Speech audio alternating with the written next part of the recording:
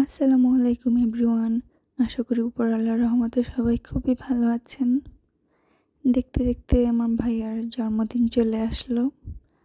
দেন আম্মু চিন্তা করলো ঘরোয়াভাবে সিম্পলি কিছু রান্না করবে। যেই বলা সেই কাজ, চিন্তা করলো চিকেন বিরিয়ানি করবে, যেটা খুবই ইজিলি করা যাবে।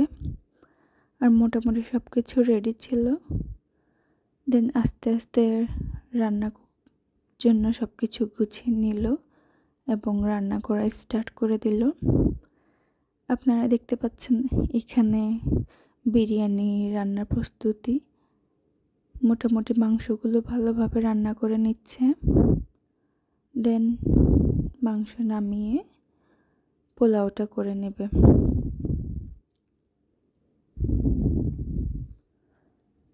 পোলাও দিয়ে দিল।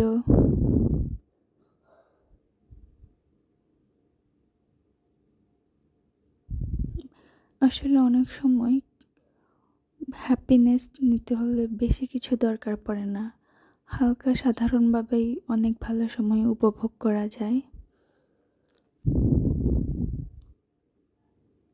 এই যে অপর পাশের চুলাতে আম্মু ডিমের কোরমাটা করছে, যেটা অলমোস্ট টাইম উনি প্রেফার করে উইথ বিরিয়ানি অথবা পোলাও।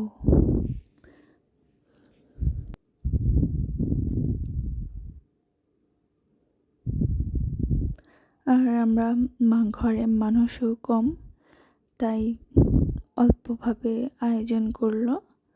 মোটামুটি নিজেরা উপভোগ করতে পেরেছি। এখানে ডিম আগে থেকে ভেজে নিয়েছিল, হালকা করে ভেজে নিয়েছিল। দেন কোরমা করছে, দুধ দিয়ে দিল, লিকুইড মিল্ক।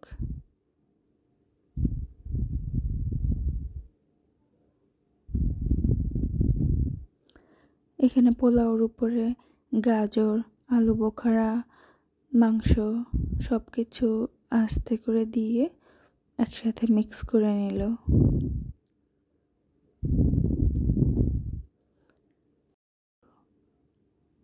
উপরে কিছুটা আলুর টুকরো দিয়ে দিয়েছে, যেটা বিরিয়ানির সাথে চলে। এর মাঝে উপরতলা ভাবে এসে পোলাও, গরুর মাংস, কাবাব দিয়ে গেল।